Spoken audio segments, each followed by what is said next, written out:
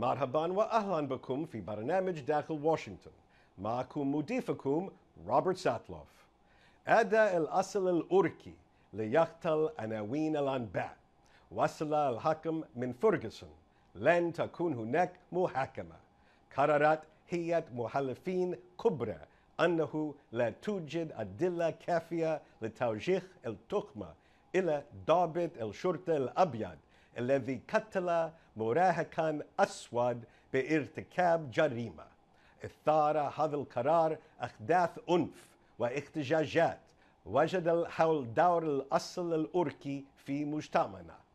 حتى بعد الانتخاب رجل أسود كرئيس يتساءل كثير من الأمريكيين أما إذا كان نظام العدالة منصفا للجميع وخاصة السود من الشباب. لمناقشة أواكب قرار فرغسون والتساؤلات الأكبر حول الأصل الأمريكي في أمريكا اليوم، يسرني أن أرحب في برنامج داخل واشنطن بالناشد المخضرم في مجال الحقوق المدنية والزعيم الأسود جاري فلاورز.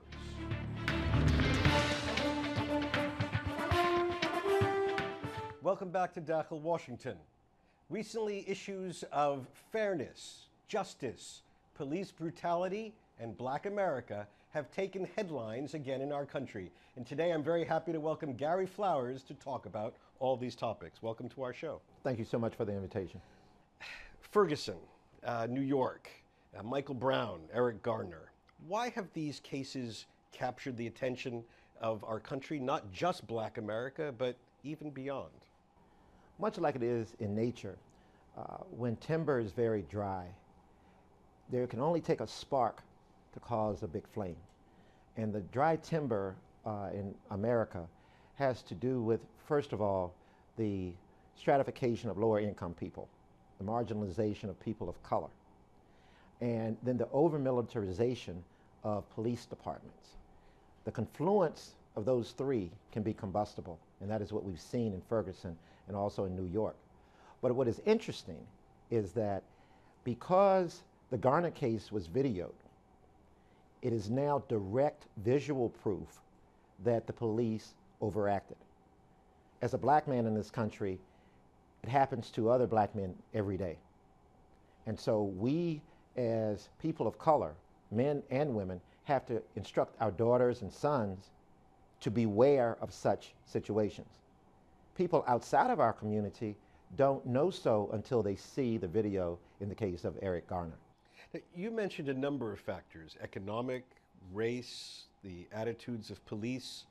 Let's start with economic for a moment. You talked about economic stratification in our country. What does that mean? Well, in particular as it relates to Ferguson, Missouri, outside of St. Louis. Many people who used to live in St. Louis have now been gentrified to the suburbs. Hence, they now live in Ferguson. However, the community is overwhelmingly people of color, and yet the police force, the city council, overwhelmingly white. And the police force has an irrational fear of black men and people of color. So you have over-militarization. You have what do you mean by over-militarization, just so our viewers understand that? You have equipment that is used in actual war theaters that are now being deployed and dispatched in communities of color. Humvees and SWAT-like material on the police officers, and the irrational fear of the residents.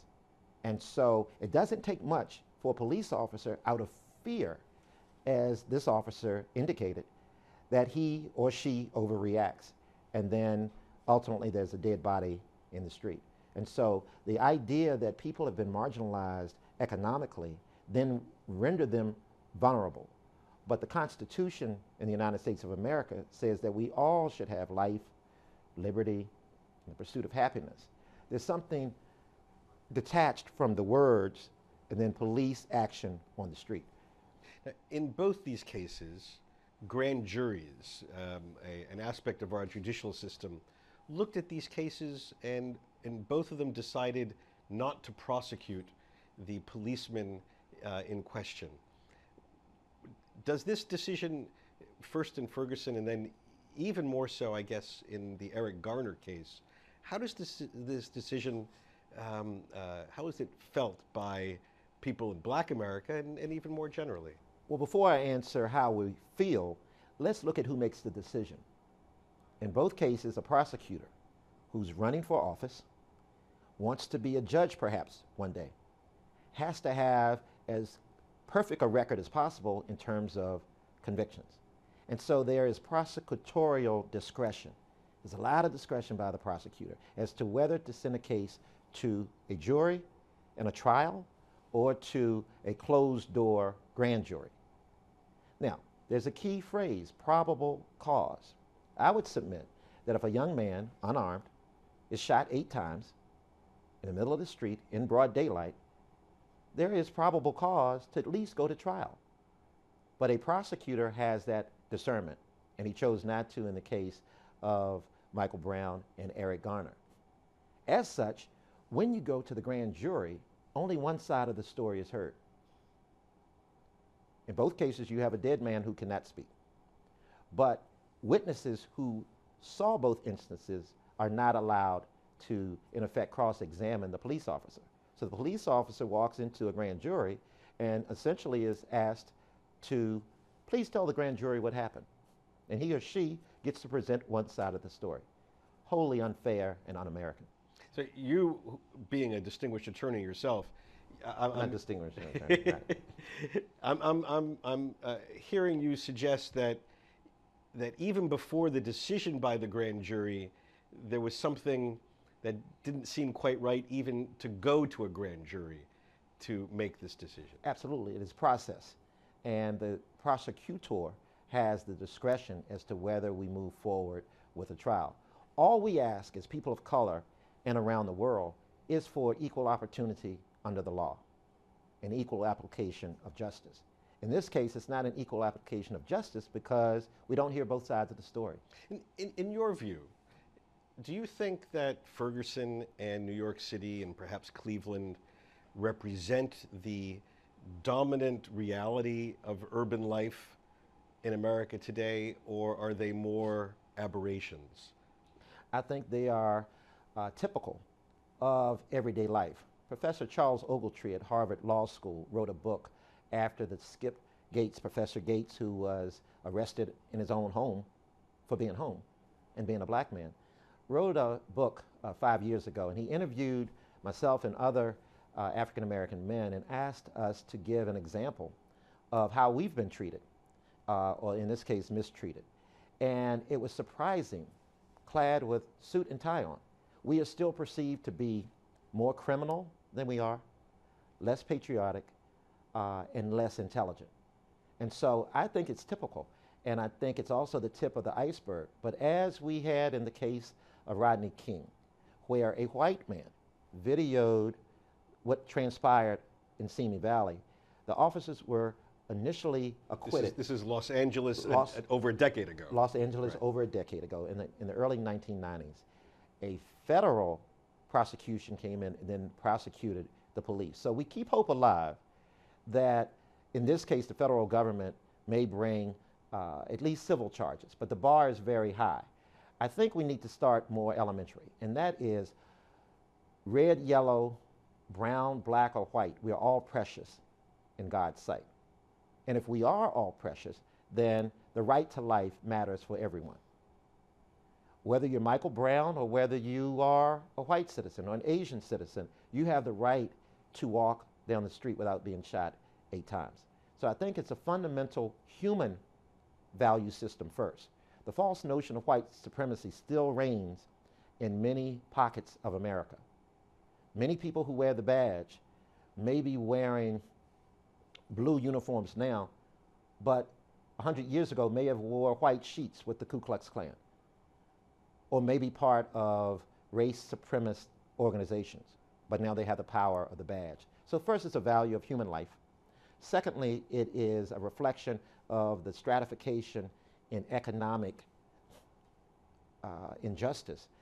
And then third, I think it is a sense that police have power to use that is not granted in the Constitution. You should not be an occupying force in a community. You are hired to protect and serve, not to kill and terrorize. I think for a lot of our viewers, and the metaphor you just used a moment ago of the Ku Klux Klan, for a lot of our viewers that will be reminiscent of something that occurred in the Deep South, not in these northern and Midwestern cities. Just explain to our viewers that that old style thinking doesn't reflect America in 2014. Well, let me give you a quick American history lesson. Many of the race riots were in northern cities. If you look at The Gangs of New York as a movie, it gives this example in New York. The spring of 1919 in Springfield, Illinois, was the largest race riot in American history. Also, you have such instances in Michigan, in Ohio.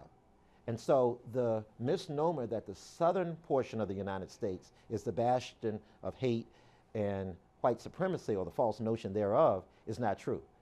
The question becomes, in a broader sense, whether any of these actions are American and whether they comport with the language that is enshrined in our sacred documents. I would say no.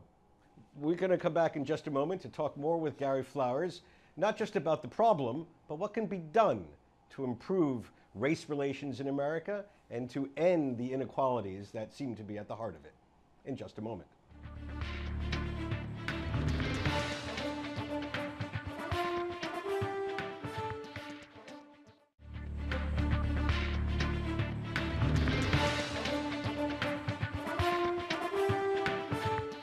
Gary L. Flowers, a veteran civil rights activist and public policy analyst, is the founder and president of Gary Flowers and Associates, a full-service strategic consulting firm based here in Washington and in his hometown of Richmond, Virginia. Previously, he served for 7 years as the executive director and CEO of the Black Leadership Forum, an alliance of 51 national African American organizations throughout the United States, representing 15 million black people based here in Washington. In addition, Mr. Flowers served for 10 years as vice president and national field director for Reverend Jesse L. Jackson's Rainbow Push Coalition in Chicago. In his career, Mr. Flowers has been a teaching fellow at Harvard University's Kennedy School of Government, a public policy analyst at the Lawyers Committee for Civil Rights Under Law, a special assistant to Virginia Governor Lawrence Wilder, and executive director of the Old Dominion Bar Association here in the Commonwealth of Virginia. As an analyst, academic, author, and activist, Gary Flowers' views on race relations and the status of Black America have been sought by major media here and abroad. In addition, he is a weekly columnist for black newspapers across the country that belong to the National Newspapers Publishers Association.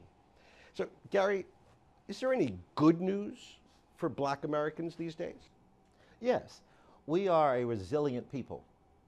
And in such, we always look on the bright side. What we can see coming out of this is, out of the ashes, out of the death, we can rise with new policy. Perhaps fitting, as the president indicated the other day, each police officer with a body cam. It takes away his or her version of what happened at the scene. Secondly, I think we can put more money into sensitivity training for police officers for cross-cultural respect. If the idea is that America, or white America, is somehow the national and global standard for morality and pureness and goodness, then that's a skewed anti-American view. And so as we educate more police officers to Islamic citizens or Asian citizens or Jewish citizens, then we broaden their perspective on life.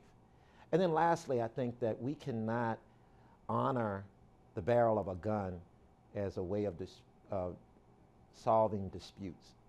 Police officers at the scene have a lot of discretion. Now, on the flip side, our actions as people of color need to put us in a position that doesn't allow a police officer to rationally have fear for us. His or her irrational fear is something that I think we can take care of with programs and more money. Let me ask you about a topic that you've spent many years focused on, which is the issue of black entrepreneurship and how to address some of the inequalities in our country through growing black middle class and building black businesses, et cetera. Is there good news on this front? Once again, we all should be precious under God's sight. The technology that we have in our hands, smartphones, blacks outpace any other ethnic group in the creativity and the use of technical devices. So, if I am born in Ferguson on the wrong side of the tracks in the wrong zip code, who's to say I cannot help Bill Gates catch up with Samsung? But if I'm never given the opportunity, then we'll never know. And so perhaps it is giving communities of color or low-income communities or historically disenfranchised communities more access to technology, more access to capital.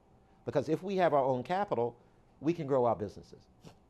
But it's easier for people of color to get a car loan than it is to get a business loan.